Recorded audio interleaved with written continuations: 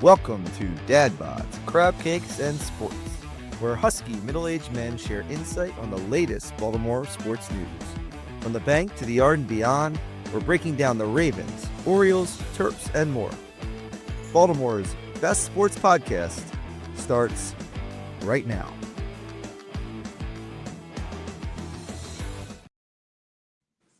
Welcome to a late night version of Dad Bods, Crabcakes, and Sports. You have Jason and Mike here to go over the Ravens and Jets game this week.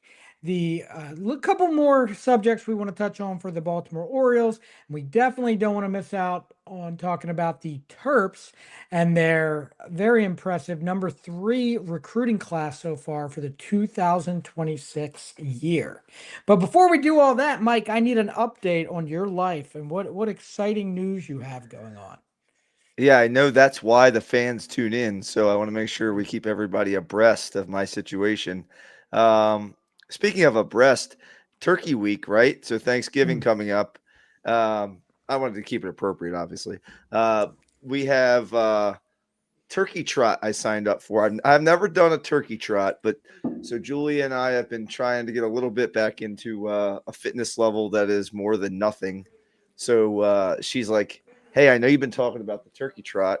Why don't we give it a shot?" So I go on the YMCA website this week and go to sign us up, and I'm like clicking buttons and $40, $25. I'm like, oh my God, it's going to cost me $150 to run in this turkey trot event. Now, obviously, to a good cause with the YMCA. And, we've used the YMCA at field trips and things like that when my high school phys ed classes. So it's a good organization. And, I went to the YMCA and did swim lessons and all that when I was a kid. So I appreciate the YMCA. But Julie's like, I didn't realize we were going to spend half a fortune to trot around the 3 miles around the Bel Air situation.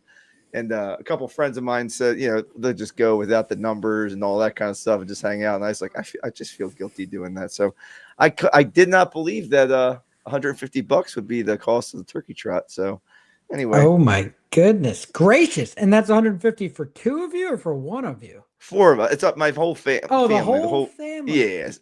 The whole family. That's terrific. Yeah. Oh my goodness. And trot's probably a strong word for the things that we'll be doing, but we'll be trying to move our bodies because I got a lot of turkey and stuffing and gravy coming my way on Thursday. As you should. As you should. Yeah, so well, I mean, I wish you guys the best. I mean, just remind Julie while you guys are doing this that at least you're running on solid ground and that this isn't on a beach like we did for the Memorial Day race in Ocean City, New Jersey, when we ran 3 miles on white sand by far the most painful thing that my body has ever gone through. 3 miles of not running on hard sand down by the ocean. No, that's a vacation, my friend. Running on white sand. And then, of course, when you're running, you usually have a pack with your friends that you're all going to stay together. But then my friends, you being one of them, and my wife, all just took off and left me in the dust to struggle on my own and nearly die. But I appreciate that. That wasn't a turkey trot, though. It has nothing to do with Thanksgiving. It was just why I don't do the running anymore. Well, and you're young and decided to go win it all or something like that, if I remember correctly. Oh my gosh, that's right. Dylan did. Yeah, Dylan won the whole thing. And he showed up with no shoes. He walked to the thing in no shoes. We're wearing like sneakers on the beach. He doesn't wear shoes. He runs the damn thing in like 16 minutes. No training. All right. No training. Just because it runs. Wake up and run. Of course, we didn't even drink the night before. But I definitely drank the day afterwards because it was very painful. It was terrible. Oh, good times. My goodness. Good times, my friend. Time. Well, I wish you all the best. That'll be exciting. I will not be doing that. I'll be getting in all of my fantasy football bets and all of my gambling done for the day before we have to do all of that nonsense. But yeah, so Ravens, Jets.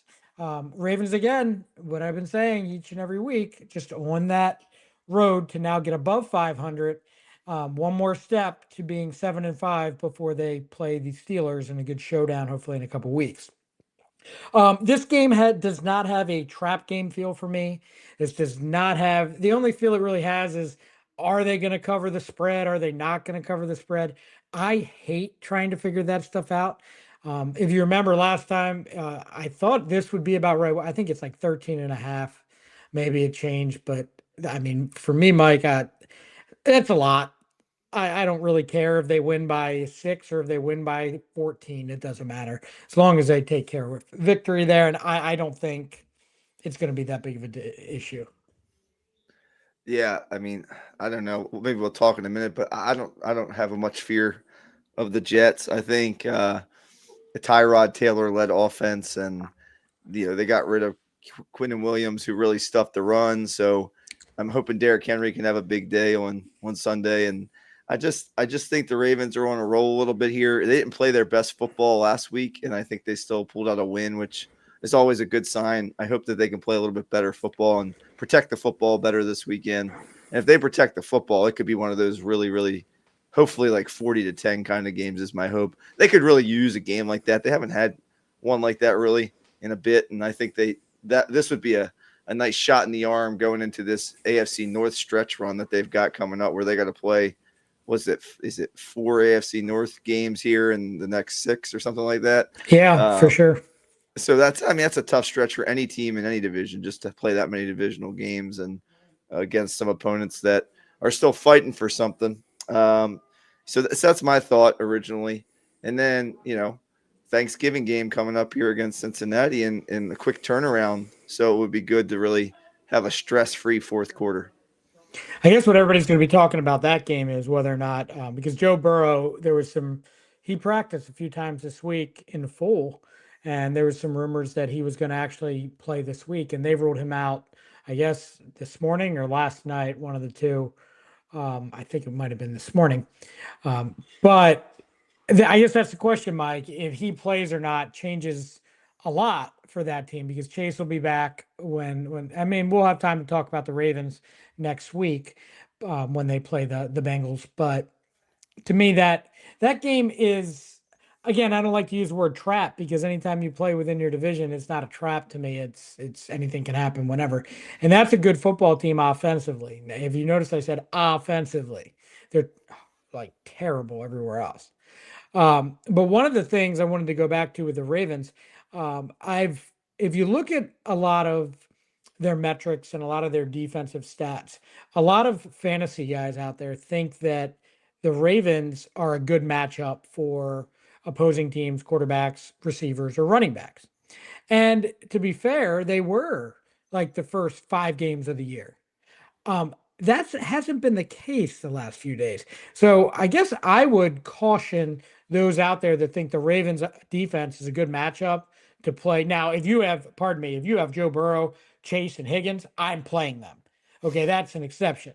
But like, if you think you should be playing Brees Hall anything more than an RB2, and I mean, I wouldn't touch any pass catcher on that team.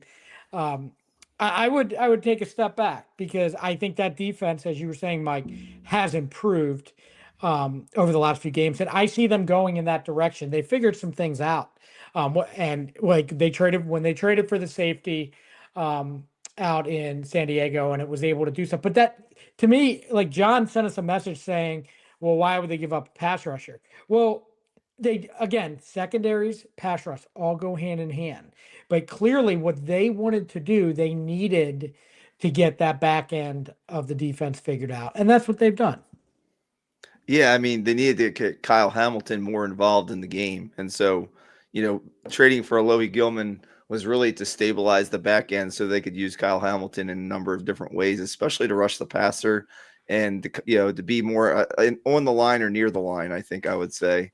And I think it's been very successful. And let's not forget the Draymond Jones trade and the fact that he comes in and provides a solid presence on the edge and can be moved around a little bit too, and provide some flexibility in some of the pass rushing situations, which is really a good thing for this Ravens team as well. As far as defense is concerned, I'm starting to feel pretty good about our ability to cover a little bit too. I think last week I thought it was a lot stickier than I'd seen, and I thought Awuzie, played really well instead of Marlon Humphrey being out. Have you heard is Marlon going to be active with the surgery he had last week?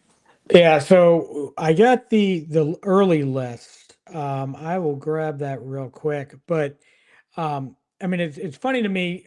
It looks like so far the only ones, so Rashard Bateman and Keon Martin are ruled out.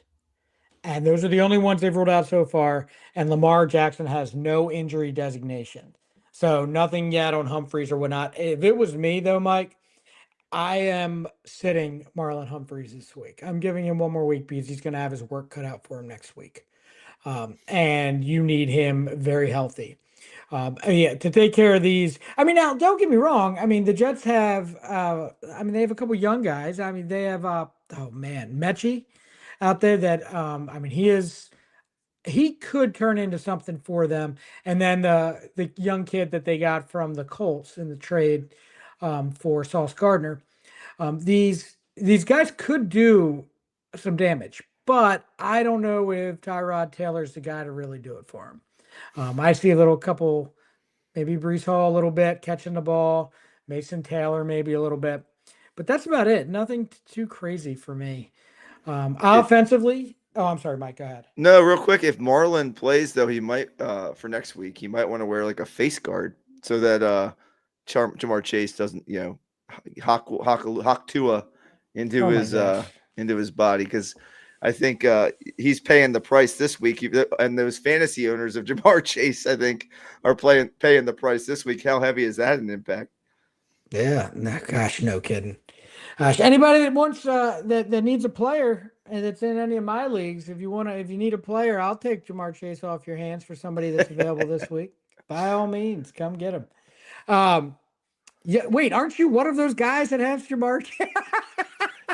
In the league that matters for me, I have Right. Jamar Chase and Lad McConkey, and Lad's on a bye, and Oh, Jamar decided to spit on somebody. So I am not faring well. My backups are not wonderful either. I think I just threw a flyer out there on Greg Dortch or something like that. I know with right. Marvin Harrison Jr. out last week, he was decent a little bit last year when he was a go-to receiver, and he's somebody that they trust down in Arizona.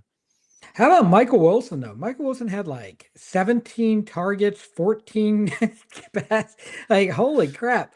Yeah. He's some guy. I have him in a couple dynasty leagues. I don't have him in any redraft leagues, but I'm in a uh, super flex redraft league where I have Lamar Jackson, Jackson Dart, and Justin Herbert. And I thought Dart was going to be back this week, so my only quarterback is Lamar Jackson. So that one sucks a little bit. And I have bye week issues and all kinds of other crap, but I Yeah. guess cry me a river. It's that time of But year. right. So, oh, by the way, if anyone from the NFL is listening, because apparently you never know who listens to our show. Winky, winky. Um, I think that the bye weeks need to go away after a certain point. Can we stop having bye weeks in week like 14 and 15? Like, what in the hell? Like, let's just cut this stuff off at a certain point. I mean, let's not pretend NFL that fantasy football isn't bringing in a ton of money. So everyone calm down. Your own athletes are playing fantasy football. So yeah, bye weeks too late. Like in some leagues, their playoffs start while there's a bye week going on. That's insane, by the way. But that's my rant. That's all I have. Back to the Ravens. Offensively, what I I mean the Jets were good, really good defensively. I thought above average team until they traded away Quinn Williams and Sauce Gardner. But what the issue was we that I talked about last week with not having another receiver besides Zay Flowers. Bateman again is out. So are you going to rely on Likely? Are you going to rely on someone other than Andrews? I mean, Tyron Wallace maybe wouldn't be a bad thing to get him in there. He can separate. Hopkins again. I mean, he is like, I feel like he's what word am I looking for? He doesn't separate much anymore, but he catches the majority of what comes to him. So for me, that's what I'm going to look at offensively, Mike. I want to be able to see the ball being spread around better. I don't want this game in question anywhere near the fourth quarter. Yeah, I think you're right, and I think with all the little injuries, whether it was ankle, hamstring, knee that Lamar has, I would think that they would try to avoid running him unless they really, really have to run him in this game. So I would say see a heavy dose of Derrick Henry mixed with Keaton Mitchell. I think that would be a recipe for success. Scoring early would be nice. Playing with the lead would be nice. I think if we could, again, ball protection to me is the biggest thing in this game. I'm not scared by the Jets offense. The big play, I guess, would be the one thing that would scare me. And to me, I guess, Brees Hall is somebody who can bust off a big one here or there. But I don't think Garrett Wilson's playing. If I'm incorrect, he's been hurt, right? So I Right. don't think they have He's a on ton of IR. yeah. So I don't think there's a ton of big play guys out there, like you said. The guy from Texas that they got from Adonai Mitchell, they got from the Colts The in that Colts. trade. He can make a play here or there. So I guess you just got to make sure you keep everybody in front of you. Don't allow the big play. Make the Jets offense really move up and down the field to score points. And I think if they don't allow the big play or turn the ball over, I'm not super worried about this particular game. Right. I mean, there's always potential for upsets in the NFL. I mean, I guess you could call the Texans Bills game an upset the other night, if you're going by records. But it's I don't see this game being one of those upset games. Let's go back to Thursday night, just because I find that's very interesting how good Houston is defensively. And with CJ Stroud still hurt, Davis Mills is doing just enough, which is exactly what you want out of your backup quarterbacks. But I mean, I am very impressed. I mean, they again, what we keep talking about, they beefed up. I mean, they had a really good pass rusher, and they drafted another one, and that's the way to do it, right? I mean, and it made Josh Allen very uncomfortable. You can see that they lack when with Kincaid out there too, they lack pass catchers.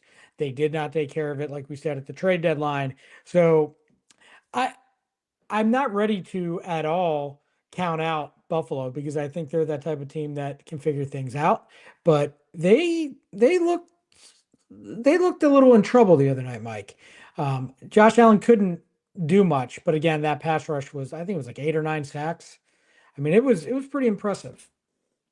Yeah, I mean they were shaky. They were really shaky, and Josh Allen, I haven't seen him like so shook up. And I think it takes me back to the Ravens Texans game when we had all those starters out right against the Texans, and then you're seeing like, yeah, we had a lot of starters out, but also, man, they can play some defense. So let's give our guys a little bit of a break.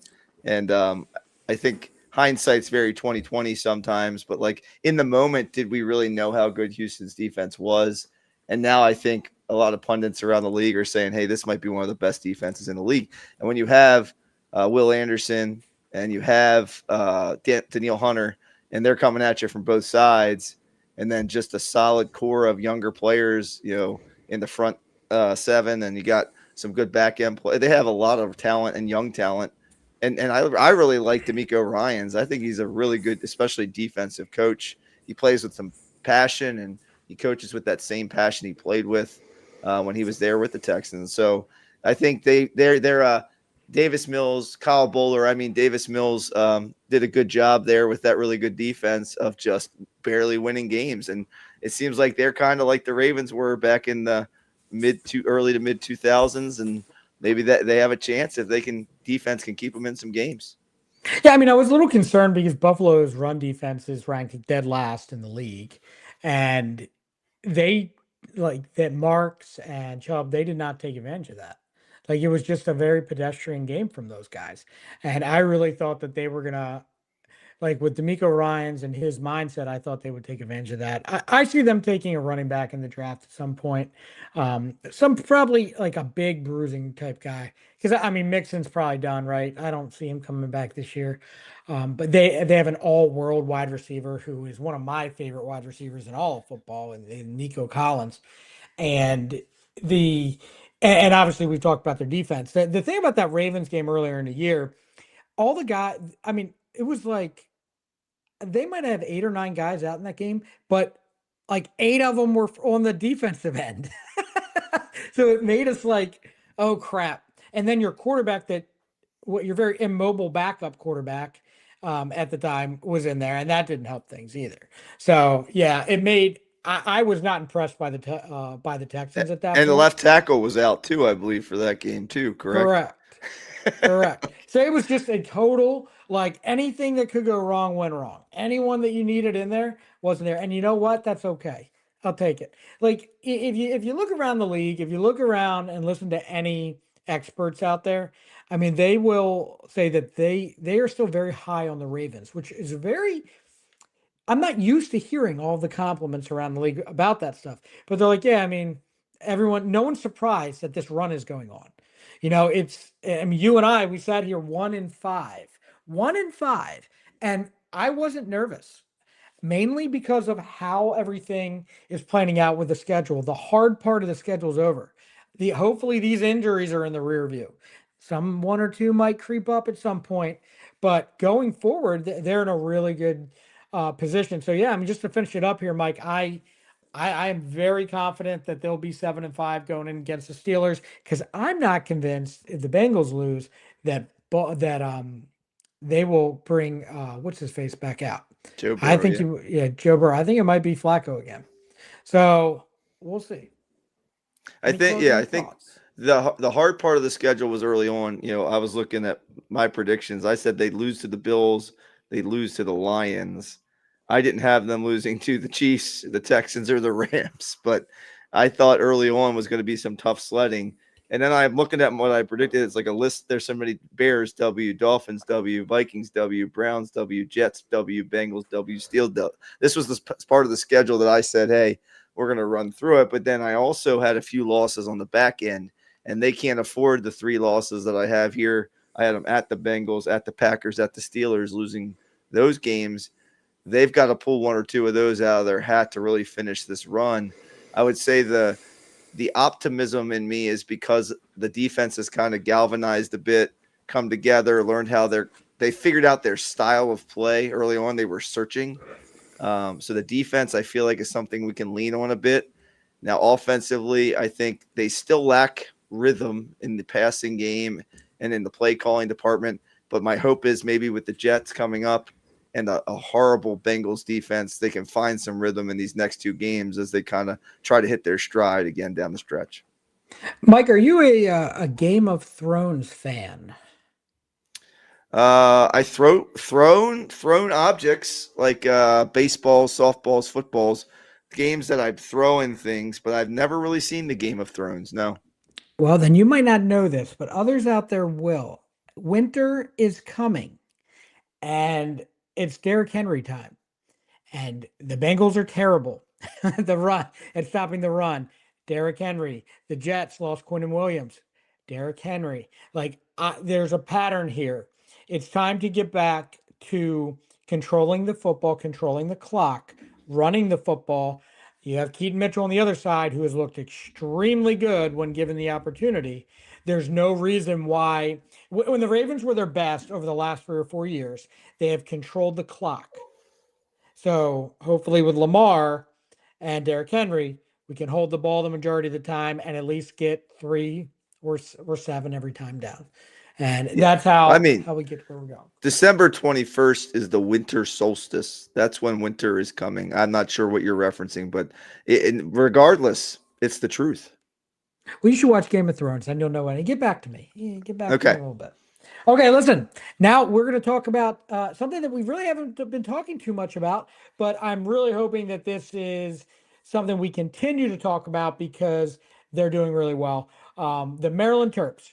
We can get this one out of the way real quick, Mike. Let's talk about I don't really have a lot to say, but the Terps football team dropped one today to the Michigan Wolverines, of course, at home, and it was 45-20.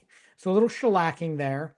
I mean, this is kind of what I expected out of the Terps team. I mean, if you win 6 games a year, Mike, that's like 6 or 7 games. That's a success. I don't know what else to say. It's not a football school, and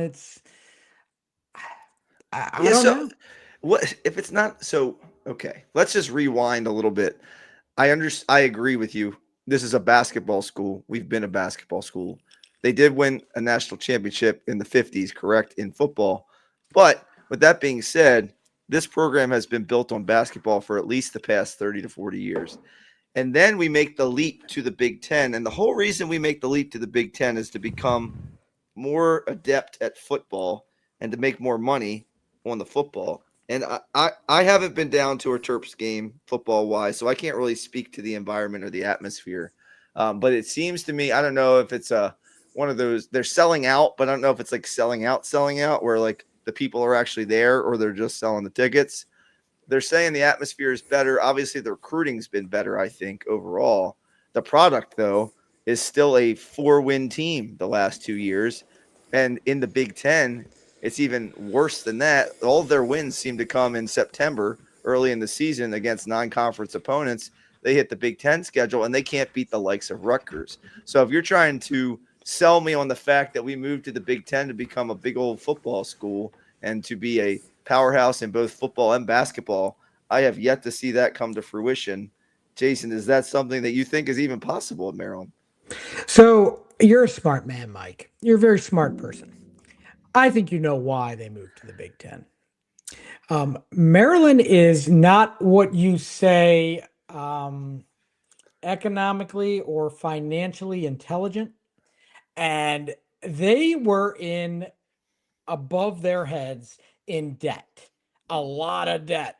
And the Big Ten was holding this big check that said, if you come into the Big Ten, we will erase the majority of your debt. And that's obviously before the whole, like, let's go with Turgeon and then we're going to fire Turgeon. Then we're going to still be on, we're going to have to pay his contract. Then we're going to have the issues with Edsel. We're going to have to pay his contract. And then who is it? Turduncan or Durkin or Jerkin or whatever the hell that clown DJ was. Durkin, baby. Sure. Him too. Yeah.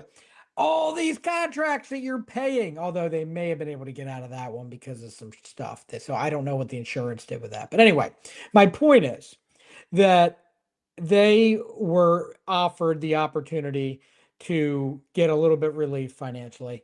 That's the only reason why they left. I God wish they would have never left, because the ACC, North Carolina, and Duke and basketball was so awesome. It's one of the best things. I would have loved to go into the ACC tournament and see them play there, but they can compete in the Big Ten, especially on the basketball side. The football side, there is not a chance in hell that you're going to compete. Now, ACC, sure, you might catch Clemson, you might catch Florida State.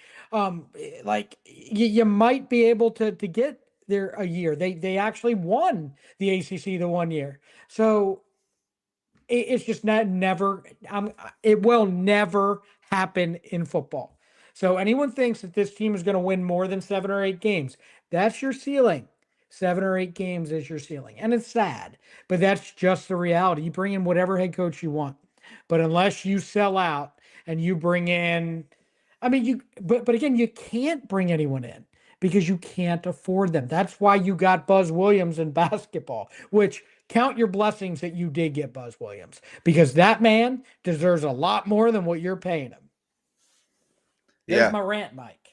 No, he's really re-energized the program, and I couldn't be more impressed with the basketball turnaround from, losing Kevin Willard one day to, a few weeks later, really hiring Buzz Williams. And like, that could have been a train wreck. I mean, that could have been an absolute train wreck heading into this season.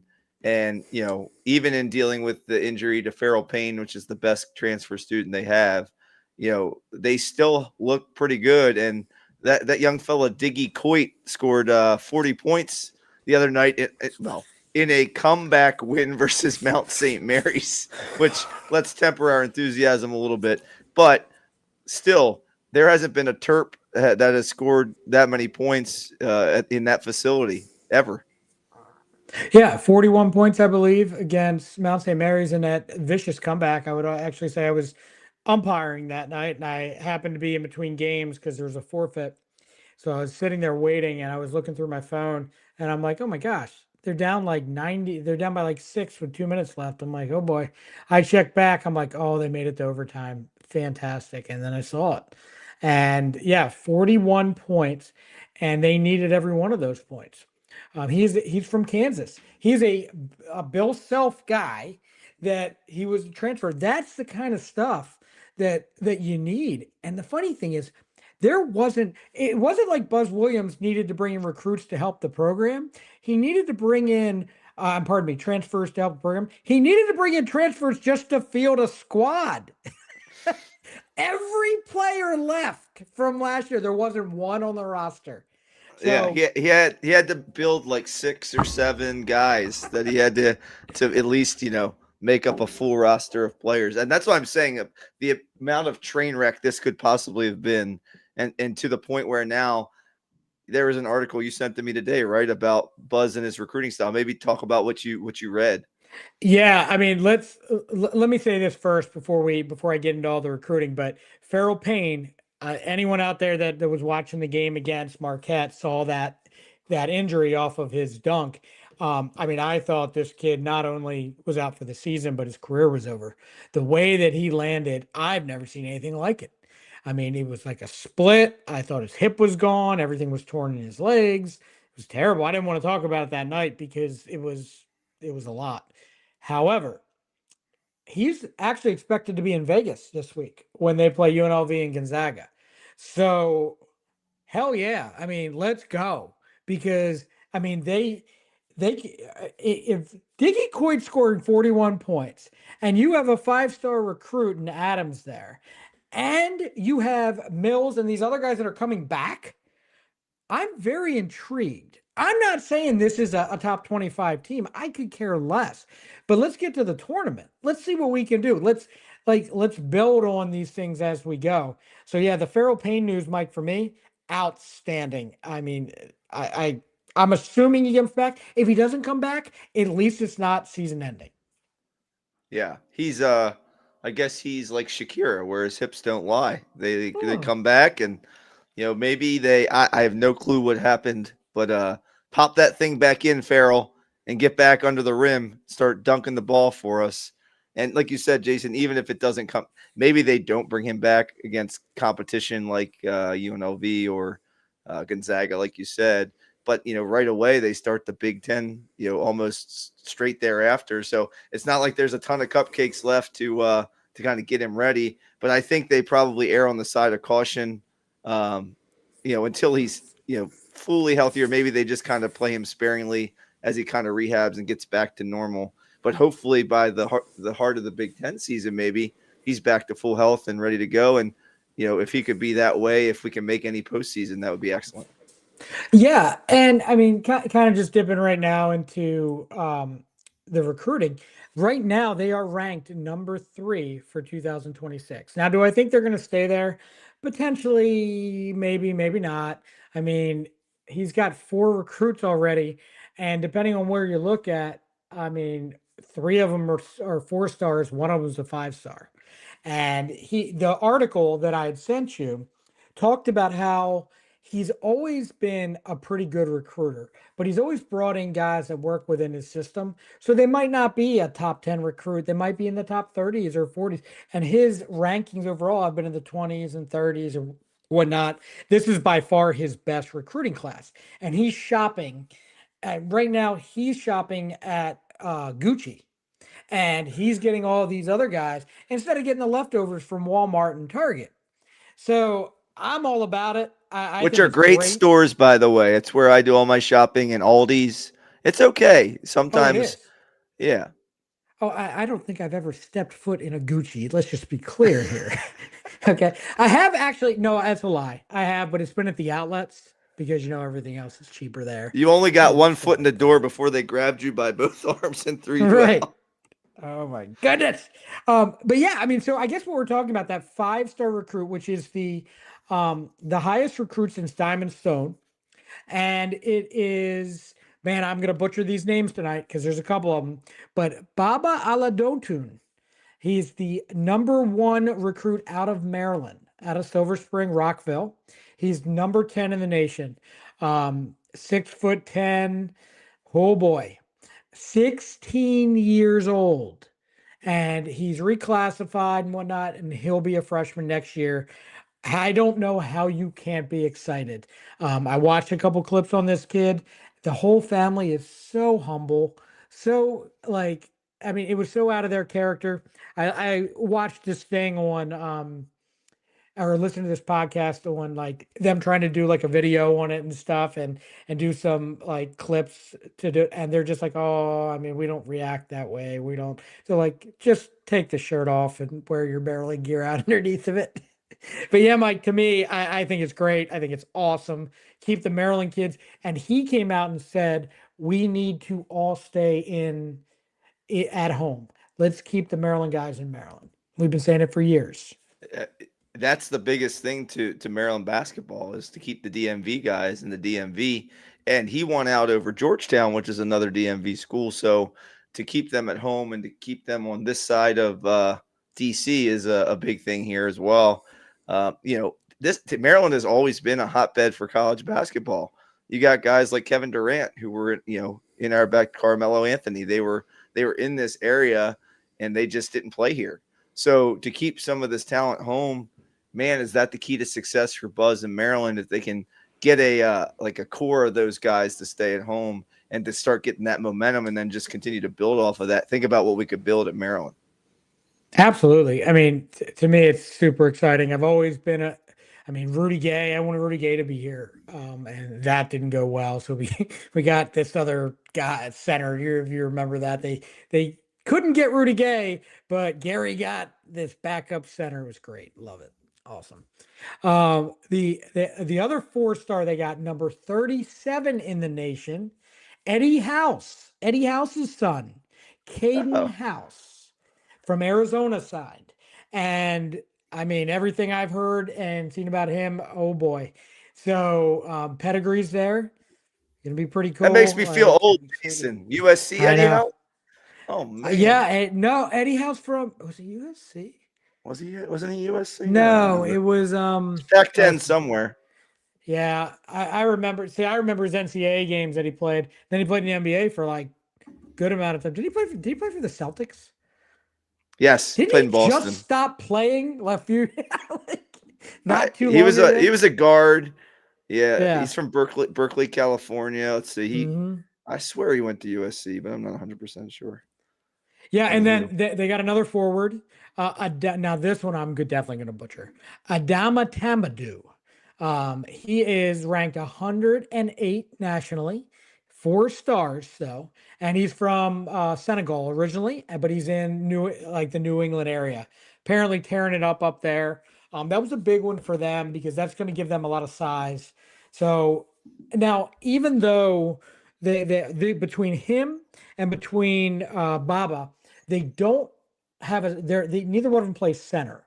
So there is a criticism. I want to say a criticism, but there is some talk out there that Buzz still needs to get a center, and that might come from the transfer portal, which I would be 100%. I mean, there's going to be somewhere, and if he's putting together this type of roster with the guys that are already here that are going to stay, Mike, I think that's pretty easy. Just come play. Yeah. House went to Arizona State, not USC. Yes. But I thought, that's, I get 40 and my memory gets foggy. No, you're doing great, Mike. You're doing great. I think it's the tension headaches. I think, like you said, Jason, if you build this thing where you've got all these guys coming in, it's a lot easier to secure a transfer in the transfer portal when you have all these other pieces in place versus kind of what they had to do this year, where you were kind of piecemealing things together. So I hope that, that positive, you want to play. I think it would be pretty fun to play next to a couple 6'10" guys if I'm a center, even though they're just forwards. I think that would be okay. Well, I'll share the rebounding responsibilities. You just get me the ball into the basket and I'll just dunk it. That'd be fine. Oh man, I'll tell you, I really wish we could get these guys this year, because the rebounding is one thing that really makes me nervous about this team. But I digress as far as that goes. The last guy that they have so far is, depending on where you look and what site, it could be a 3-star, could be a 4-star. It's Austin Brown, a 6'8" forward. And he's coming from Lufkin, Texas. And again, looks like kind of slender. He reminds me of oh man, I can't remember his name. Is it Jake? A few years back, white dude, played forward / Jake Layman.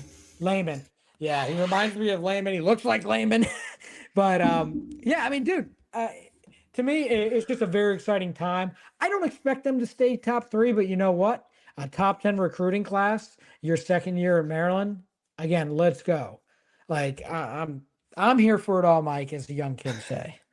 Yeah. So real quick before we wrap on the Maryland segment, but Derek Queen, can we shout him out a little bit? Holy crap! He's having a Okay, great start to an NBA career. I owe a lot of people apologies here because if you guys remember, I didn't think he would like impress me immediately as an NBA player. I didn't think his body size, his athletic, I just didn't see it. I mean, I would have loved to see him at his level now here, like in Maryland, because he was peaking at during the NCAA tournament. And then you had Kevin Willard and his announcement and being a freaking moron and doing that whole situation. But Derek Queen's going to win the Rookie of the Year as long as he stays healthy. And that's very impressive. Very impressive. And I owe an Well, I mean, apology because I didn't think he would translate. the ball handling skills. Watching the highlights of him the other night, just super impressive. Yeah, who's how tall he is? What is he? 6'10"? I don't know. He's dribbling behind his back. Is he 7 foot? I don't know. He's just a big 6'8". fella. And He's 6'8", I thought. I don't know. He's dribbling behind his back, fadeaway jump shot. He's running the floor as like the point center. I don't know. He's doing all this stuff. You're like, this is an NBA caliber guy. It kind of reminds you of like Kevin Durant's game where he can kind of do a little bit of everything. Obviously, he's not built the same way Kevin Durant is, but it's just really cool to see him have success. And I think I even saw him like at the interview table. They had something set up and he's behind them, like goofing around. Like you could Yeah, I tell saw he's that just too. that kind of personality where he just kind of is confident and fits in. And it's just like, it seems like he might really come into his own. He could be an NBA all-star type player if this track continues in this direction. I know it's a small sample size, obviously, but that would be really cool. Yeah, and you know, unfortunately, he went to the Pelicans, and they just have not been able to get relevant to where they want to be. They and they are. I mean, didn't they fire their head coach within the first 5 games of the year? Well, it's the Like, nature of a Pelican to be fishing all the time. And they've been fishing for oh, talent for, I don't know how many years. Very, very long. God damn! I mean, they just come rolling off, don't they? There's not even a pause, a blink, a thought. They just come rolling off, don't they? Yeah. Oh man! All right, I wish I had a real talent. right. All right. Well, hey, I mean, I say it takes some talent to teach today's youth, Mike. And you know, you got to relate to those youngsters, you know. And speaking of relating, let's do everyone's favorite segment, the rundown. Yes. And those who can't teach phys ed. So that's what I'm doing. Great. The rundown is a segment that we use to go through kind of the current sports scene. I ask Jason usually because John doesn't come on anymore because he's lame. A bunch of no, I'm just kidding. John's out tonight at a work party. We miss you, John. We hope to see you next time. Yes. Enjoy the work party, John. Don't worry about us. You know, we'll try not to get thrown off the air permanently. Cheers to you. Yeah. Buddy. If we have a technical problem, we won't blame it on you. We promise. So I go through what's going on in the world of sports, ask Jason a few questions. He gives me some quick responses. All right, Jay, you ready? I'm ready. All right. What percentage chance do you give that Malik Washington returns to Maryland next year after our 7th straight loss? Loxley came back. Loxley recruited him. I don't know the quarterbacks coming in next year. I'm going to say 65% because I think the sell job is going to be there to try to bring him back. I mean, some of these games they lost, as much as I'm like down on the Maryland program, they should have won 3 games that they already lost. So they should be in not only bowl contention, but relevant throughout the country. Yet they're not. So another question for you. Let's switch gears to the Baltimore Orioles. Who is the O's starting center fielder next year? Oh man. I wanted to throw out this trade earlier to everyone, and it wouldn't, but I'm just living a pipe dream. Colton Cowser's the starting center fielder. Can I tell you my trade, or should I wait till the Orioles segment? I'll wait till the Orioles segment. Okay. Just tease us, Jason. Just tease us. He's not on Who the is team the- yet. Ooh, I like that. All right. I had one more Oriole thing. I'll just keep going with that. Who is the DH next year for the Baltimore, the main DH for the Baltimore Orioles? I think it'll be Samuel Basayo slash Tyler O'Neill. Okay. One more. Why not? Opening day starter. Kyle Bradish. All right. I like that too. Houston, we talked about this earlier, knocked off Buffalo Thursday night. What will be the biggest upset in the NFL this weekend? Oh man. I know. I don't even know who's playing. Hold on. Well, I'll This is help you out great. a little bit. I say that the biggest upset. Um, oh God, I really hope it's not the Jets. See, I just don't believe it, but I think you're like making me fish here. You're like a pelican. Minnesota, Green Bay. I mean, I guess Indy over Kansas City, even though they have a higher record. I mean, I don't know. I don't see that happening. Definitely don't see the Cincinnati over New England. How about Cowboys over the Eagles? I guess that would be an upset, wouldn't it? New Orleans, According to the Atlanta are spread, both terrible. Um, could the Panthers knock off the 49ers? They certainly could. I'm going to go with the Cowboys over the Eagles, I think. Yes, Cowboys over the Eagles. All right. And no, the Panthers aren't winning that game. Not in San Francisco. All right. Over under. Lamar passing touchdowns this weekend versus the Jets. I didn't look at a line, but I'm going to just say 2.5. Over. Over. All right. I like For it. some reason, 3 is sticking out at me. Look, Mike, I think you were right. I don't think he's going. I think there's something potentially going on where they don't want him to take hits, so he might not be running much, nor will he All need right. to. College football playoffs. Give me a way too early Final Four. Oh goodness, freaking gracious! All I right, love it. Putting you on the spot. Just give all me right. 4 teams you think could be in be there in the end when it comes to the college football season. Playing in January. I'm going to go 2026. obviously Ohio State as the best team in the country. Ohio State. I'm going to go Georgia. Oh man, I like Texas A&M. I like Okay. Texas A&M. I really do. I like the SEC. I mean, you know what I've been talking about for weeks. I can't get on board with Indiana. I just can't. Oh man. I can't. You're going to I leave them can't. out. Of the Final Four, yeah. Oh, Notre Dame. I love you. I love you so. Oh, Mike. Ole Miss. Ole Miss. All The SEC Fighting Lane except for Ohio Kiffins. State. Yep. I am a Well, Fighting Lane they'll Kiffin have their fan. last hurrah with Lane. That'll be nice. It actually doesn't matter because what's going to happen here is this whole thing's going to get torn apart with the rankings because once the SEC figures out who's going to the championship game and who gets that extra loss, like it's all gone to hell anyway. All right. You touched on this earlier too. Joe Burrow is trending to probably make his return on Thanksgiving night in Baltimore. Is this a prudent decision by the Bengals organization?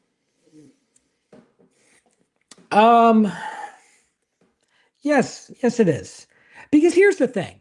So what? You're going to sit him out for the rest of the year for what? Like the injury, what was the injury that he had anyway? I can't remember for some reason. But let's just it's not a career threatening type injury, right? I don't know. I think morale is a big thing in the NFL. And unfortunately for the Bengals last year, they made a run towards the end of the year and they fell short by a couple games. I think you play him if he's ready to play. I don't. I mean, It was a toe now injury, just in case you guys were wondering. turf toe Something like that. I because think it might that's have been a what little different. Purdy had. I mean, so here's the thing: if there were 2 games left in the year, Mike, I would say sure. I mean, there's a good portion of the year left. So yeah, I would play him. I'm actually surprised they didn't play him this week. So I think that was a lot to do about nothing. And they maybe wanted to throw the Patriots for a loop. I don't know. But yeah, I think if he comes out and plays, that's okay.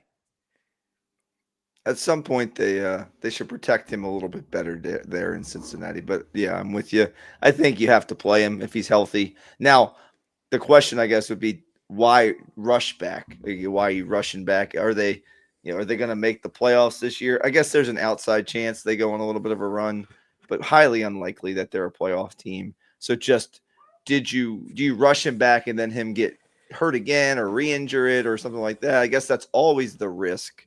So I guess that's why I asked you the question. Well, and so let me ask this though. I thought that he was originally tapped to come back against the Ravens. That's always been the plan. So rushing it would mean he would come back this week. But I could be wrong. Maybe it was a little later. But you know how injuries are, like certain types of treatment, certain types of thing. If they would have been on like a 3-game winning streak, I'm sure he would be back very quick. But the fact that I think they're actually out of the playoffs at this point, because there's some really good teams that are much better than they are, even with Joe Burrow. Kansas City's a better team with them. Us 100% healthy is better than they are. San Diego won that. They're better than they are. They're Pittsburgh's just not better a than they complete are. football. Yeah. Pittsburgh's better than they are by a mile, actually. Right. All right, Maryland Terps. We just talked Terps for a few minutes. Who's their leading scorer this season, points per game? Points per game. Well, oh my gosh. Did Coit just like put himself in this different category because of that? I think it's Farrell Payne. Farrell Payne will be the leading scorer. And then how many wins do you think the Terps are able to scrape together this season? 23 wins. Ooh, you're high on the old Terps. I like that. Josh Allen today had his number 17 Wyoming jersey retired. Will he eventually, number 1, wear a gold jacket? Oh man. Yeah, I think so. See, things are so different nowadays too. I mean, he is one of the best 4 or 5 quarterbacks in the league. Um, I'm always nervous when it's like seems like you have to win a ring to solidify like whether you're one of the best. I mean, Lamar Jackson's already the greatest running quarterback to ever play in the NFL, right? And everyone knows he's the scariest offensive player right now in the NFL. So, yeah, I do. I think he eventually wears a gold jacket. And the second follow-up question, will you ever visit Wyoming? Well, yes, I will. Mike, okay. So we went to Georgia and went to the mountains and stuff. It was great, right?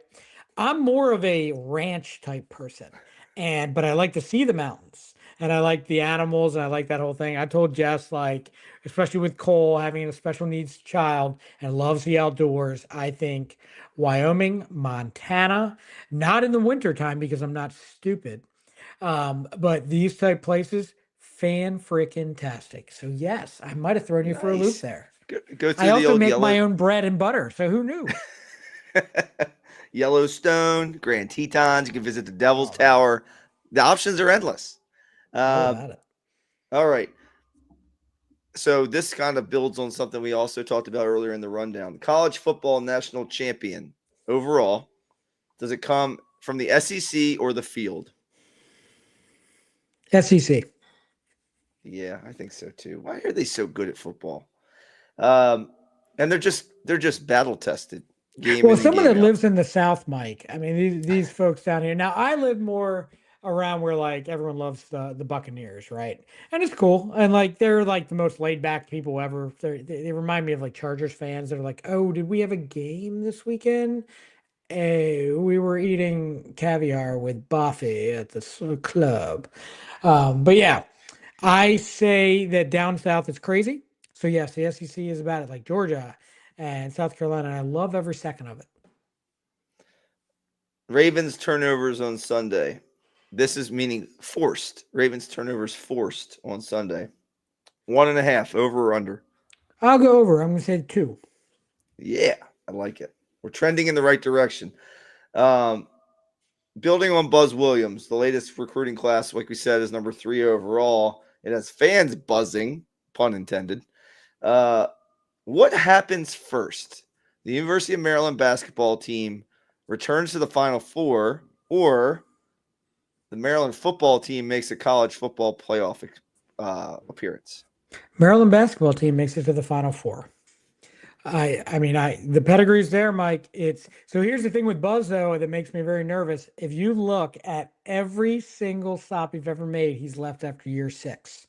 And it's because he read this thing, he knew it. He's like, this is when coaches get fired. This is when I'm at my peak, and he leaves after year 6.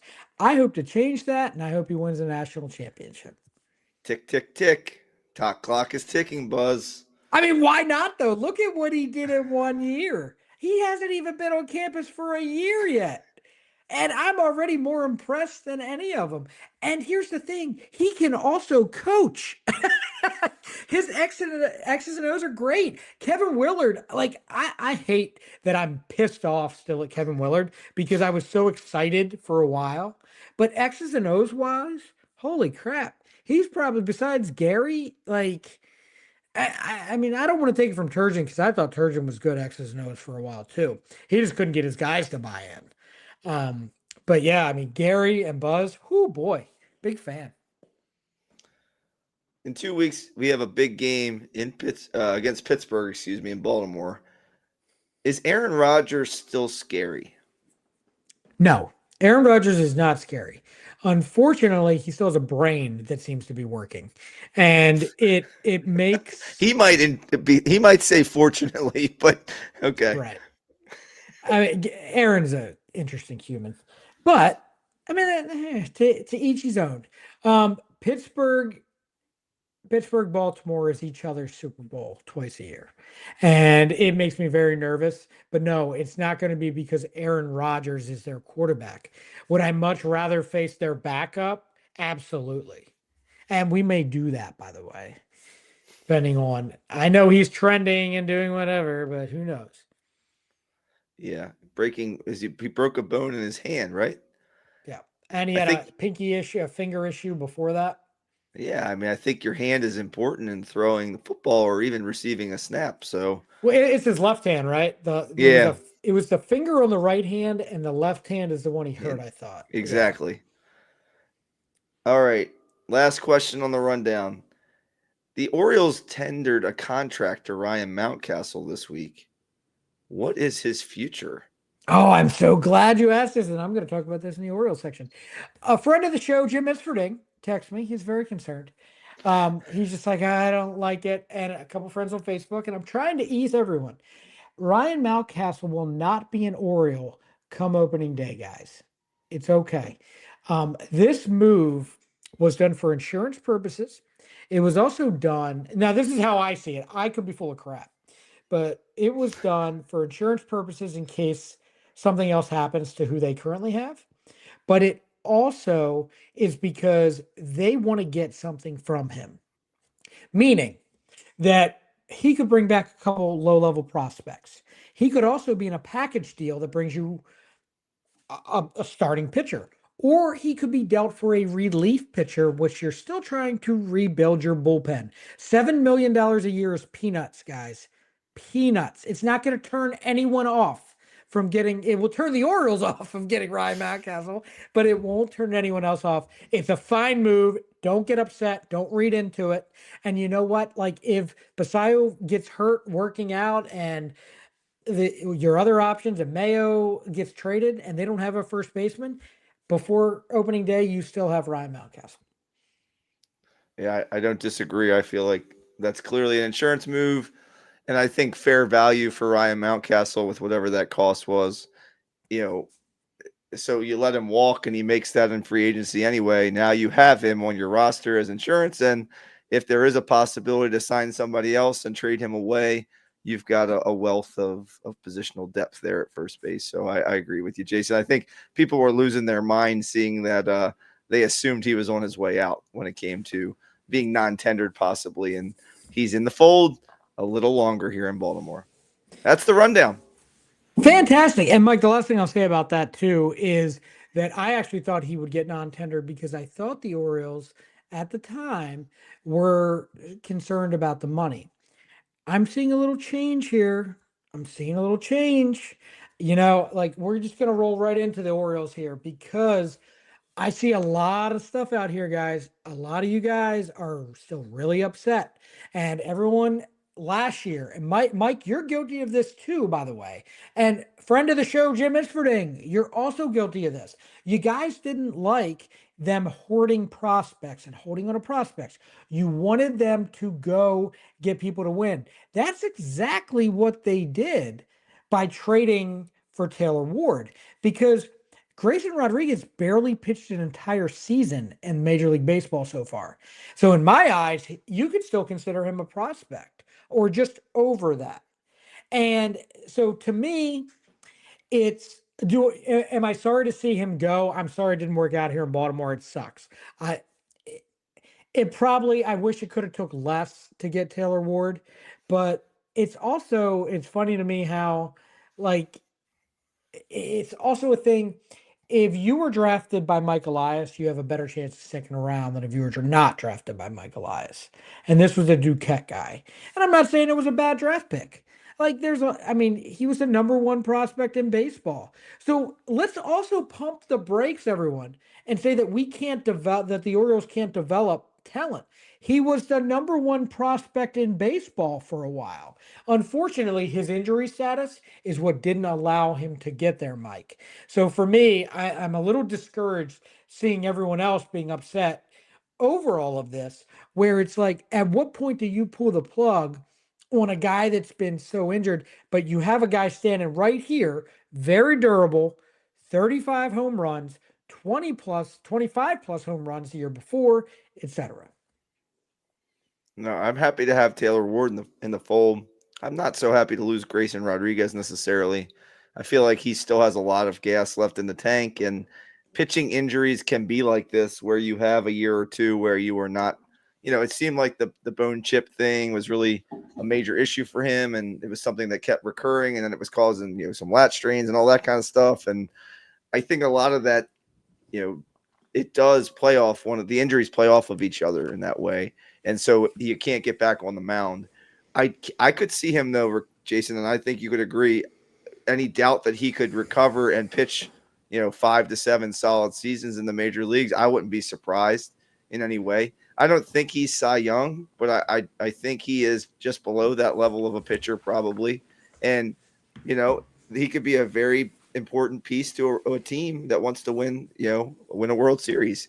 But I think, to me, and 105.7 The Fan, they beat the drum on this all the time. I don't know if I'm necessarily all about it, but how they handled him with kid gloves in the minor leagues and didn't allow him to pitch a certain number of innings. Now, a lot of organizations kind of slowly build players and that kind of thing along, but did it really help him when it came to time to pitch?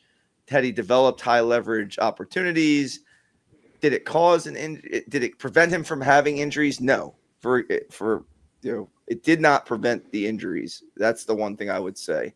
And if that's what they were trying to do, then that was not successful. That's an X in that box. If it was just to try to bring him along slowly, I mean, you could still argue that it was necessary and that they were building him the right way. But to me, I was really excited about Grayson Rodriguez in the last 5 years, and it's just kind of a little bit sad to see him go. Yeah, and I get it, Mike. I mean, especially his performance in 2023 in the second half. And I mean, he was one of the best pitchers in 24 for a good portion of the time as well.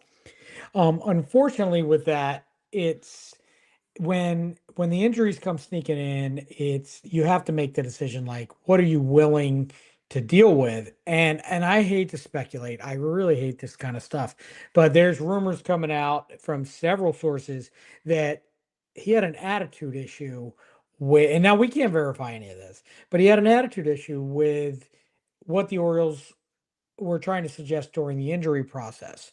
And if you're not willing to do certain things and you're not, I mean, what do the young kids say these days, Mike? Ain't nobody got time for that stuff like that. I don't Yeah, really Sweet know. Brown said that a few years ago.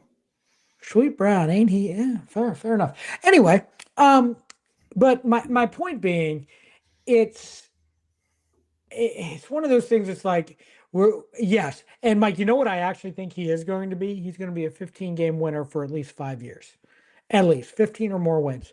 And that's good. That's also Josh Davies. These are guys that the Orioles had for a while. And I don't know if his first name was Josh. I'm going to screw that up. But Zach, yeah. Zach Davies. And guys like that have been out there, like Kevin Gosman. And that's okay. Which leads me to a question for you, Mike. So this is what Oriole fans really, really have a huge issue with and whatnot. But can you tell me one, give me somebody that the Orioles traded that they had no, actually, hold on. Let me get this question down straight because I wrote it down so I wouldn't screw this up because I'm trying to make a point here. Let's see, Mike. When you are rappelling, if you ever go rock climbing or if you go to like the Go Ape and you do the high ropes, you screw down so you don't screw up. It's part of putting the carabiner on. So I'm just you're talking about screwing up. Just wanted to throw that out there for everybody. When you fantastic, Mike. Thank you. Sure. So I wanted to segue that while you were looking for the question. Okay, so you tell me, what player have the Baltimore Orioles traded away that has came back to bite them in the hinder? Jake Arrieta. Terrific. Hey, Mike, what player has Mike Elias and the actual regime that's running the Baltimore Orioles right now dealt away that actually bit them in the hinder? I am so glad you said that. God, I know you better than everybody. Oh, that was fantastic. Yeah. They're Tell pretty me. bright. No, they're pretty So bright. that's my point, right? It's everybody is up in arms here. I mean, you could probably argue Kyle Stowers, but the way that we got the pitching back from Trevor Rogers this year, I have a hard time arguing that. I mean, 9 out of 10 times, Mike. Now, I don't know if you have the same philosophy, but 9 out of 10 times, I'm taking a pitcher if he's been that good. Now, if Trevor Rogers comes out now, even if Trevor Rogers comes out and does a 3.5, 3.6 ERA, at that point, I'm looking if Stowers is putting up 30 home runs with a 290 batting average. Because I'm like, oh, that's a 5-day-a-week player. You know how I feel about the position players over the pitchers. So, but if he's sub 3, holy crap. What You'll about that always when it see. comes to Grayson? I mean, if you flip that with Grayson and Taylor Ward. Yeah, so but that's where I'm saying I just don't, you can't make the club in the tub, Mike. You can't make the club in the tub. And it really is tough for me because yeah, Gracie could come out and win. He could win 15, 18, 11 with a sub 2, whatever. But if you're not out there on the mound, what are you going to do about it? So the injury is the answer to that. I mean, that's the big answer But to that. it might also be the mentality and but see, I can't really prove that. So let me roll into another question for you. What players let's go with Elias specifically, because I mean, I can tell you right now, what players did the Orioles not resign that they should have resigned? I mean, that they traded away. We could go back before Elias: Kevin Gosman, Jake Arrieta, Manny Machado, Nelson Cruz, Andrew Miller. So Andrew Miller and Nelson Cruz are part of this question. Who did the Orioles not resign that they should have resigned? For me, should have been those guys. But who was Elias not resigned that they should have resigned? I mean, again, I think if you look at the guys on expiring contracts that we've had, I can't think of anything off the top of my head There's one guy, and they crazy. made an effort to do it. I guess it would be Santander, but I mean, to me, I would say Burns. Okay. Well, yes. Well, Corbin Burns. I would throw Santander in there. I don't think there's any reason you're searching right now for Taylor Ward if you have Santander in your lineup. Correct. So, and then Santander is going through the injury thing, so it makes them look great. I mean, but see, here's the thing. They did try to sign Santander back, but they tried to sign Santander back at their price after everything had already gone out, right? So for me, I'm like, I'm sitting back saying, okay, I'm okay with the Taylor Ward thing because it's a needed position. There are no right-handed outfielders out there, by the way. There are none. Bader's are a rated, but not that can hit 30 plus home runs. Like in free agency, there are none out there. So They needed a right-hander. They needed an outfitter. They happened to mix them both together. Now, do you want to hear my trade idea? Yeah, you were This is a really good one. excited about this, so I can't imagine if I hear the word Byron Buxton, I won't be surprised. But you go ahead. Okay, so you got to tell me though. Do you think this is fantasy, as in fantasy? I'm playing fantasy baseball, or is this a possible realistic move? I'm saying the Orioles talk to the Twins, and ironically, Byron Buxton, but he was the third player I wanted on this list. Pablo Lopez, Pablo Escobar, and because you get Escobar with Lopez, and Joe Ryan. So you get all three. You ship off Adley Rutschman, Kobe Mayo, Tyler O'Neill, a crap ton of prospects. Prospects. Good, like one good prospect. I mean, Mountcastle, sure, if they wanted him. Am I living in fantasy or am I living in reality? Well, if you're looking at the Twins, I guess you have to think finances, right? So Oh, they and would by the love way, you're eating the majority of O'Neill's contract. that was the number one thing I was going to say is thinking about O'Neill's contract, and then I was also thinking, I think the boatload of prospects is the way to go with them. I don't know, or would they be willing to sign Adley Rutschman? That was another question. You know, if they're going to But they trade don't need for to him, sign him yet. They just need to pay him more they, money in arbitration for a while. no, yeah, for a year or two, but that's coming up. It's not like it's not imminent. So that's But then something they could too that I flip would. him if they didn't want him, right? Sure, they have a year to play with him and a year to flip him, probably, right? So that is definitely a possibility. O'Neill has 2 more years of control, which is good. Again, they could do the same thing with him if you eat the majority of his contract. Um, I don't know. I think again, when we talk about the Orioles, we talked about trying to trade their pieces individually to try to get the most out of the trade. I'm thinking Minnesota's probably going to think along the same lines of trading them separately to try to get the most out of those guys. But I love the idea behind it. Maybe get one of those guys Right. and the center fielder I think might be more realistic. Yeah, I mean, Buxton's got what, $100 million on the contract or something like that. But Minnesota's looking to drop money. I don't mind taking that money on. Well, me, but if I'm Mike Elias, I'm not.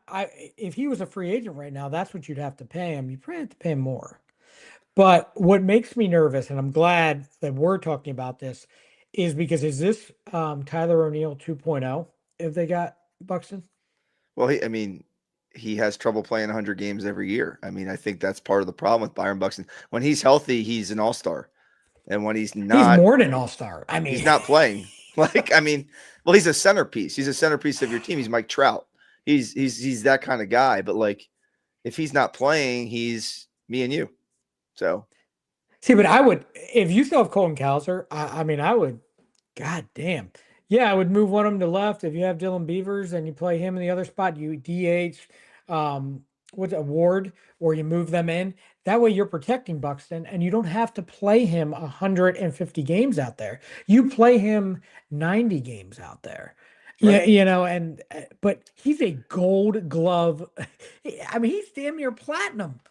Well, I mean, So and he does everything. He runs, he can hit, he can, hits for average, hits for power. And if you're a piece away, what kind of piece is that in your lineup, man? You're talking about letting Gunnar see some pitches. There you go. There's some protection. yeah, I mean, I think that, and then you already have Taylor Ward on top of it.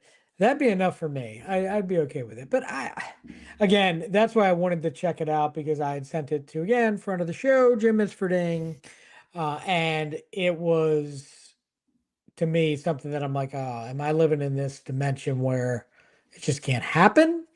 But no, and yeah, I think asking for Pablo's a lot too. Joe Ryan's the one I want. 2 years of control, throws 100.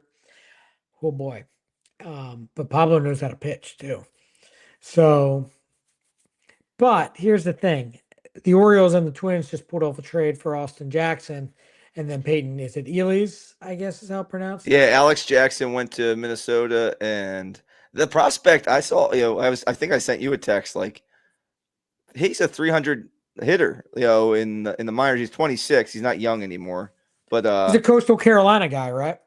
second base, I think a little bit more utility, but played a lot of second base. Kind of another guy. Like whether you decide to use him or not at the major league level, it's another player that you can use as a trade chip. Wherever you see you need to fit him in AAA as depth insurance. You got rid of Vasquez, so you have another guy there that can play. Yeah, I mean, to me, why not? I mean, Austin Jackson to me was expendable. I mean, he was great here. Stop That was calling him awesome. Austin, Jason. Gosh. I don't know why I called him the Austin Jackson. I actually wrote Austin Jackson earlier too. He was Fritz's boy in Detroit for a while. Deepest apologies. Alex Jackson.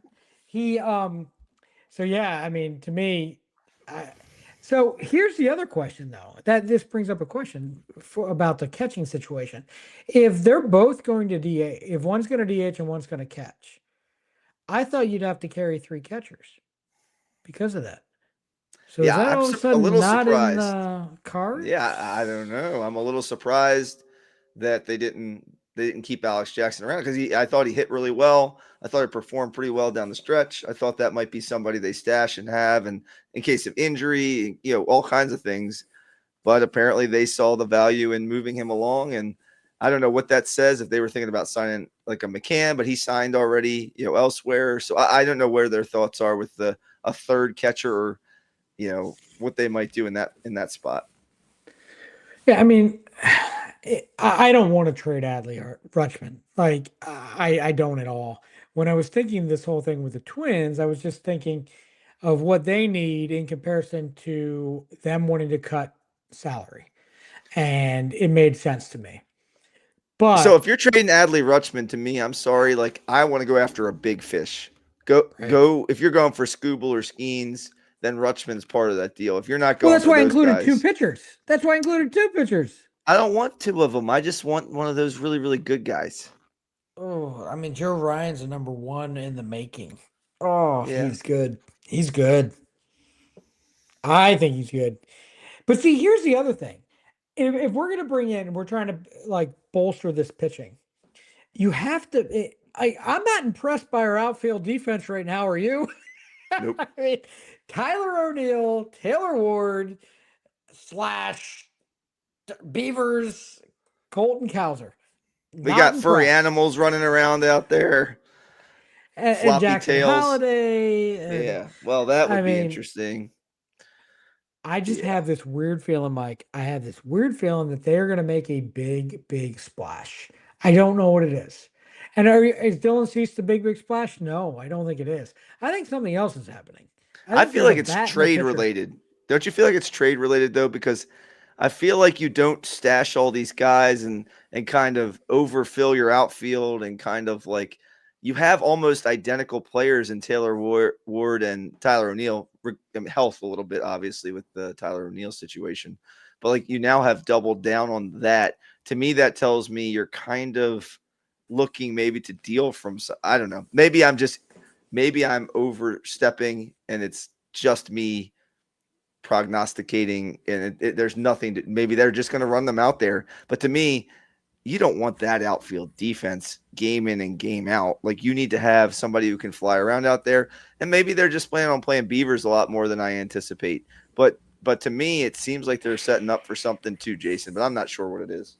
See, I think Beavers starting the year off as a number 4 outfielder means that you're really good. And that doesn't mean that Tyler O'Neill's out there running around. Although, I mean, Tyler O'Neill, we're only 3 years removed from him being like in the Gold Glove category. It's just he blew up muscle wise and he's just changed his whole onset of what he is. But that's why like it makes me nervous on where they're at. So I think they're you gave me a percentage earlier question. There's like a 75% chance he gets traded. And he just gets, yep, we want to do this deal. Do me a favor. You got to take him. We'll pay this percentage of his contract. I just have this weird feeling, along with this big move they're going to make, that he's involved in something going somewhere else. I just don't think he fits in their plans. Yeah, because I think in a silo, these moves don't necessarily make complete sense. But I feel like Mike Elias is too smart of a guy to make those moves in a silo, and I feel like he's setting up something. You know what I mean? He's playing his pawn here so he can move his rook here, and then at some point he's going to cash in, and it's all going to make sense. But again, it all hasn't made sense to me every offseason too, so I'm not 100% certain. See, I've been able to justify a lot of what has happened and a lot of what they've done. And up to this point, I mean, like the Tyler Ward thing makes perfect sense to me. And I know it's frustrating for a lot of people, but for me, it just makes logical sense. They're just done with Grayson Rodriguez. Why doesn't everybody else see that? And yeah, it's upsetting because he's homegrown and he's blah blah blah. And yeah, he might win 15 games twice over the next 4 years or three times. But you know what? If Taylor Ward hits 30 home runs and bats 255 or 260 this year, and the Orioles make the playoffs, everyone will forget about Grayson Rodriguez. So I'm not too caught up on it. But okay, next segment, Mike, real quick. I want to do our free agent frenzy, part due, if you will, because last week we did the hitters, so we're going to do the pitchers this week. And I am curious, and just for all you folks out there, we did free agent frenzy with Mike and John.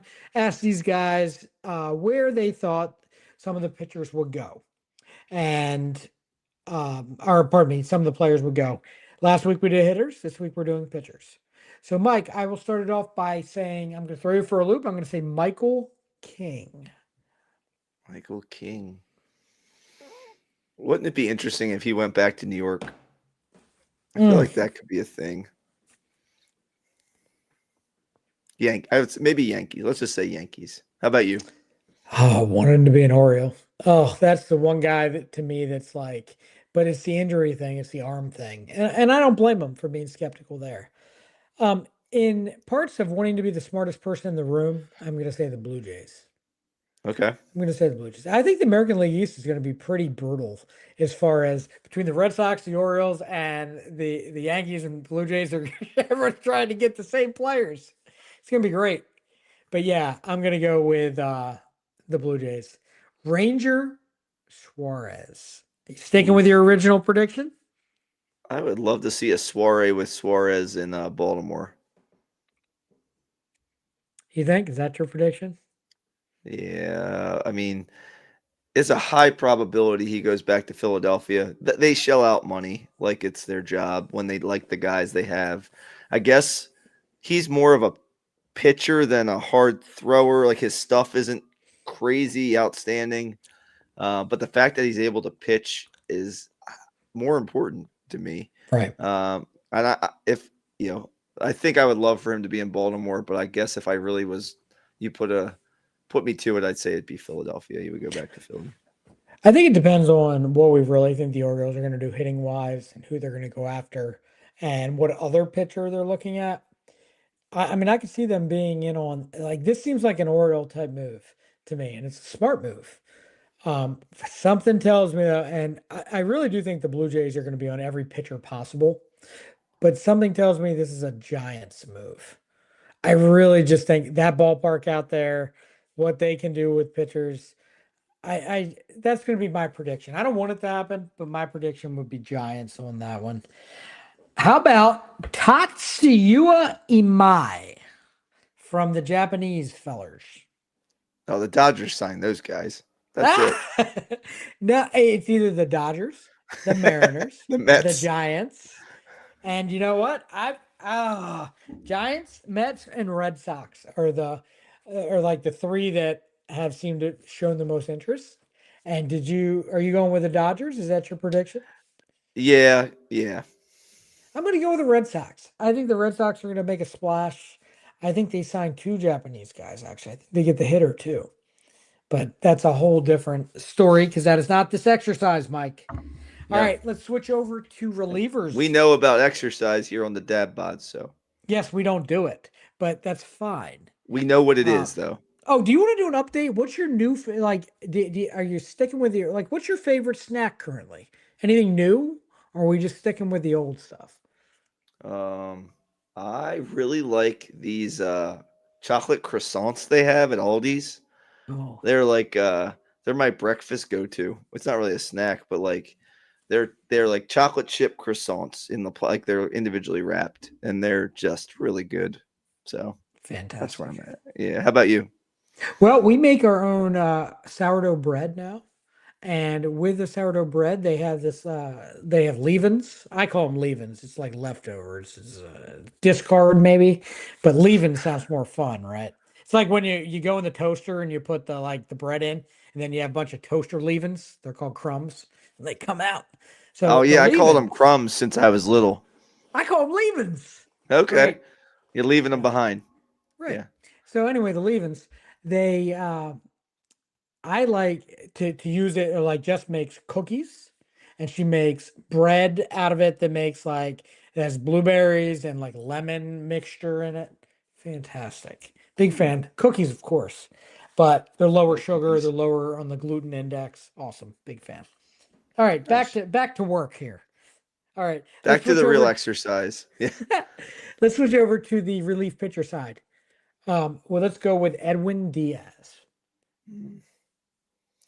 To me, he's going to demand a lot of money. So it has to be one of your major players on the market. So I think that narrows it down to Dodgers, Yankees, Mets, Cubs. I don't know. Possibly. I don't know if they're feeling it right now that they're that close. Maybe Phillies. The Phillies like to do stuff like this where they steal somebody into the division that they've seen a lot. That seems like a Phillies move to me. Let's go Phillies. Yeah, a lot of the experts think he might be an Oriole. I'm not one of those people. I'm also not one of the experts, but I don't think Why do we I have this don't show then, I Jason? know. What the hell's the matter with you? No, I just don't see him being an Oriole. I see them being a little more. I'm not saying that's not a smart move, but there's so many other things I want him to do before we get there. I see him going back to the Mets, and I don't see that being a bad thing for them. Okay, just a couple more of these. Framber Valdez, Mike. I like Framber. I mean, I know you do. besides the one time he threw at his catcher, everybody hates him for that. But I mean, who hasn't?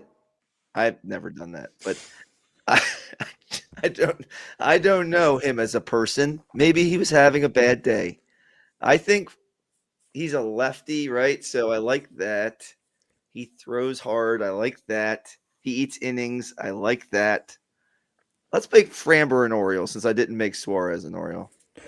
Okay, so let me bring you all back to the Red Sox versus Yankees series in the playoffs. The Yankees had to sit all of their best hitters besides Aaron Judge that were left-handed because the Red Sox had a lefty on the mound. If they had another lefty on the mound the next day, holy shit. Like that would have You like mean those are Trevor your Rogers and best Framber? guys. Yeah. I mean, I'm all about it. I really am. I mean, I don't know. Something tells me the Astros maybe, but maybe that bridge has been burnt. For the I really want him to be. I think out of all of them, it makes the most sense to be an Oriole. But for this exercise, let's just say the Astros. I guess. I mean, I don't even believe my own bull crap. I really don't. It's okay, Mike. Dylan Cease. Yeah. He's good. I, he's going to be he's one of the younger ends of the I mean they're not young. They're all around 30, but I feel like he's on the younger end of those guys. Um gosh, Dylan Cease. He's going to be a Met.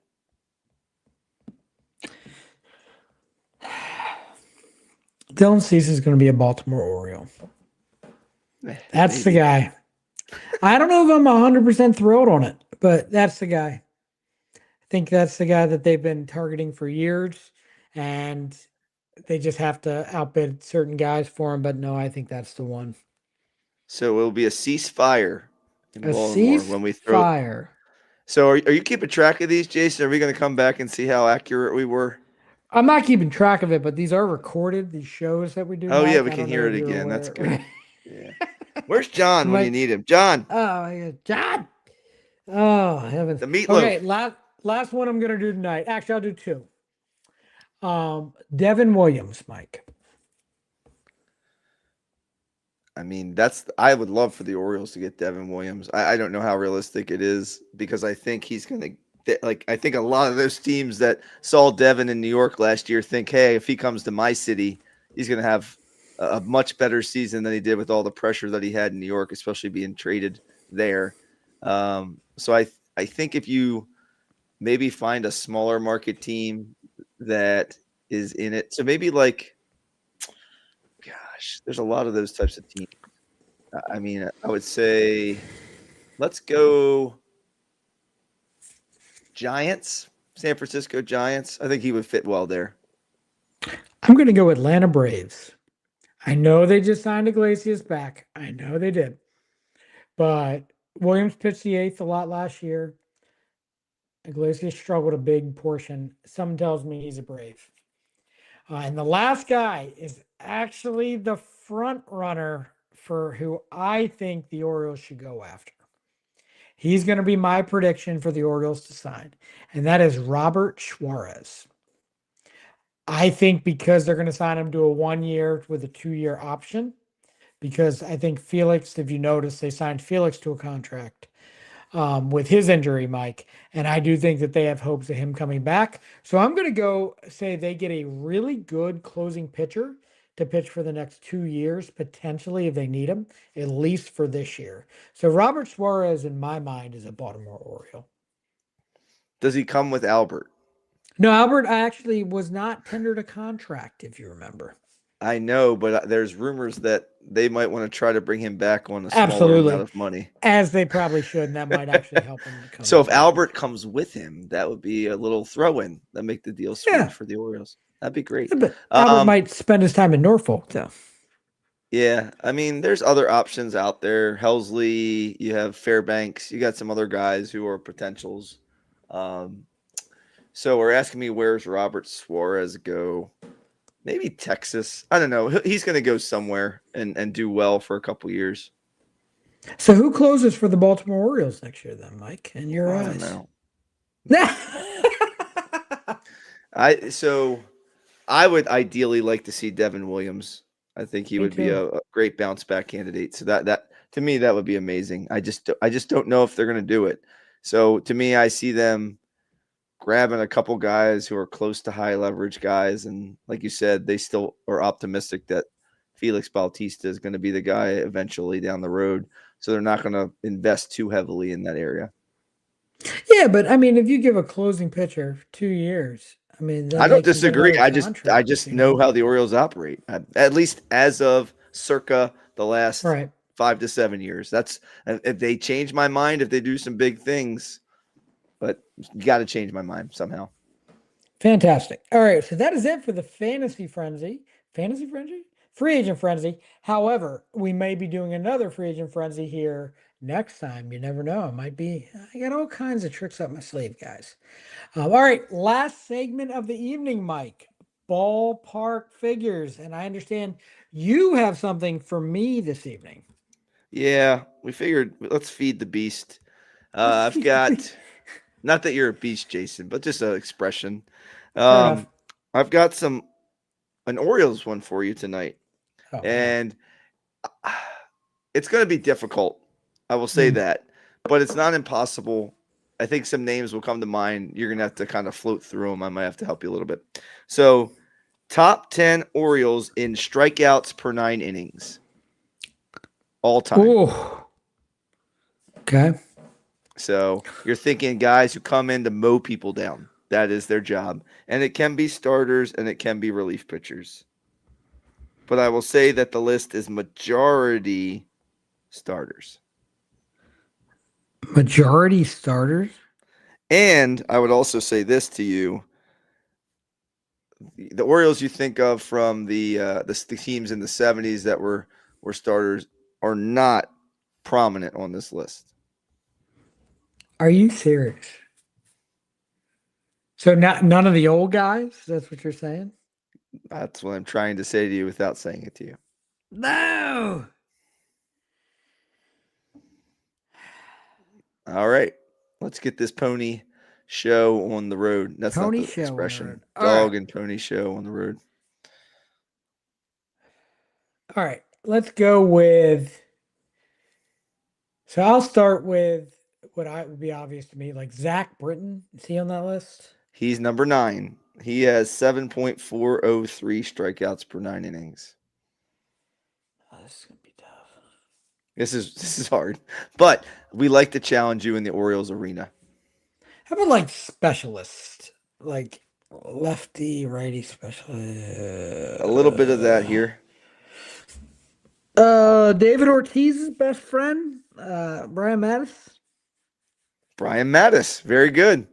He is 7.876 strikeouts per 9. He's number 6 on the list. That's a good one, Jay. I'm impressed. Relief pitching wise, because you said there aren't many on there. There are a couple relievers still. Tippy Martinez is number 10. Number 10, 6.998 strikeouts per 9. Almost 7. Is Mike He was Mussina 0.002 short of that. Mike Mussina is not on the list, unfortunately. Now, why wouldn't he strikeout guy? So now I don't want to say Palmer or any of those guys. And I will say I got my list from baseballreference.com. Oh, fan freaking tastic. Eric Bedard. Mr. Badada, number 2 all time with 8.74 strikeouts.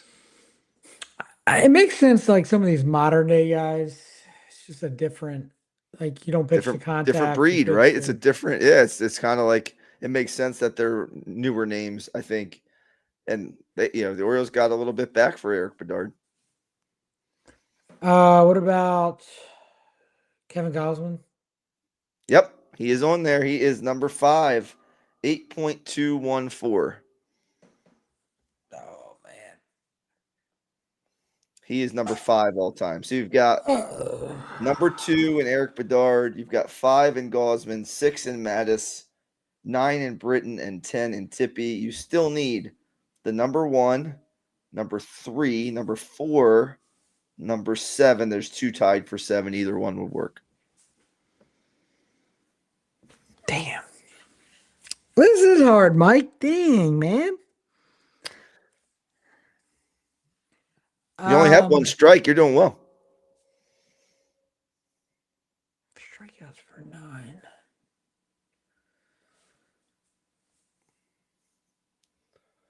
All right, let me try to help you a little bit. It also means, though, that they don't necessarily pitch that many innings when they're starting, but they strike out a lot within that period of time. It could mean that. I mean, that's obviously part of it.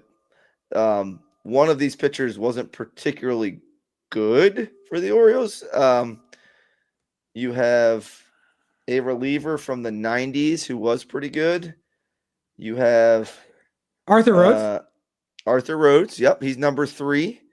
He is 8.373. So he is a high strikeout per 9 guy. You have a current starter and someone for the Orioles? And someone that Dean Kramer dealt away. Dean Kramer is number 7 with 7.745 Ks per 9. So you're missing number 4. That's the biggest. And number 1 and number 4 are the 2, and you got one of the 2 at number 7. The other number 7 was Stu Miller. Stu Miller. Oh shit. Yeah. Oh man.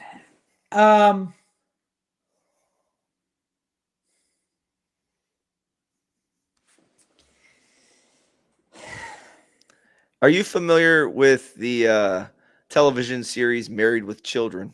Oh, big time. So that's going to be my hint for you. Dylan Bundy? Number 1 all time in Ks per Number 9. one? 8.819 Ks per 9 innings. Oh, no. That's fantastic. And you're telling me none of the guys from the 70s are on this list? Uh-uh. This is And so ridiculous. Number And no 4 more current is, guys. all you're missing is number 4. And we just loved this guy when he pitched in Baltimore. We absolutely loved him so much. There's so many of those people. I'm We did thinking not like love- Doug Jones. I loved him. No, we did not love him. He was a starter. Right. You During know, which era? Is this like a Duquette and Elias era? Is this like a yeah, this is pre us being good, right at the very end of that. is this he like Pat was- Gillick era? Or is this like Nope. He was a Colorado Rocky. Ubaldo is on this list? Ubaldo. Ubaldo is on a Yes. positive baseball list for the Number Baltimore Orioles? 4 all Oh time at my God. 8.298. What have you Ks done per to 9 me? innings. Yes. What a crappy list. So here is the list: Bundy, Bedard, Arthur Rhodes, Ubaldo, Kevin Gausman, Brian Mattis, Dean Kramer / Stu Miller, Zach Britton, and Tippy Martinez. And what that tells us, friends, is that it's not all about strikeouts per 9. Because some of the greatest pitchers of all times, Mike Messina, Jim Palmer, Dave McNally, Mike Cuellar, the greatest pitchers of all time aren't on that list. Huh, that's weird. Oh, baseball, what have you done to me? Dylan Bundy is the number 1 pitcher on that list. And you know who's better than Dylan Bundy? Kyle Bradish, who they lot of traded people. for. Yeah. Oh, that's fantastic. All right.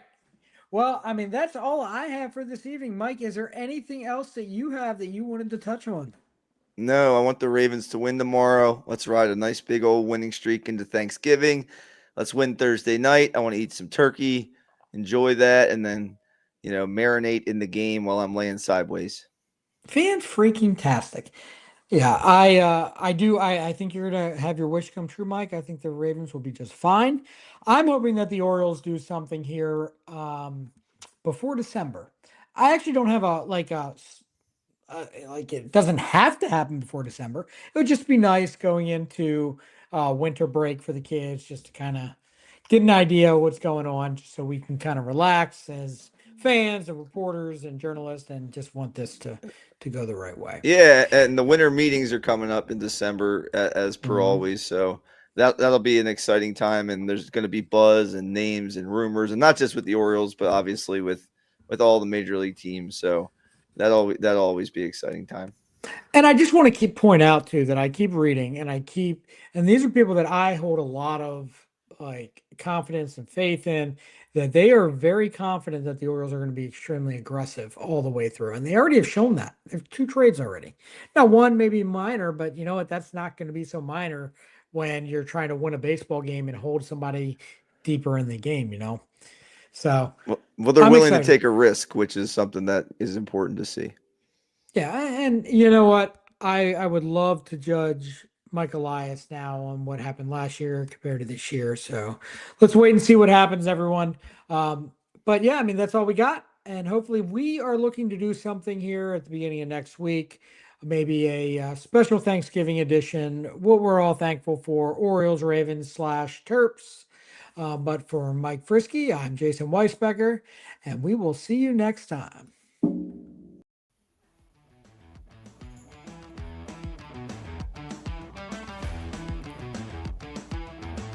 Don't forget to subscribe to Dad Bods, Crabcakes, and Sports on Red Circle, Apple Podcasts, Spotify, Amazon, or wherever you get your free podcasts.